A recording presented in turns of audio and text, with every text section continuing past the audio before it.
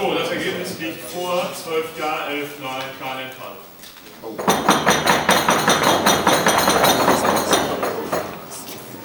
Lassen Sie mich eine Bemerkung machen. Natürlich sind, egal wie das Ergebnis hier ausgefallen wäre, nicht alle damit zufrieden.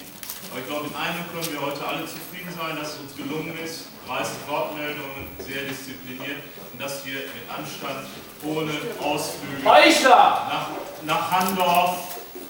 nach Handorf beispielsweise durchzuziehen. Dafür darf ich allen, die daran mitgewirkt haben,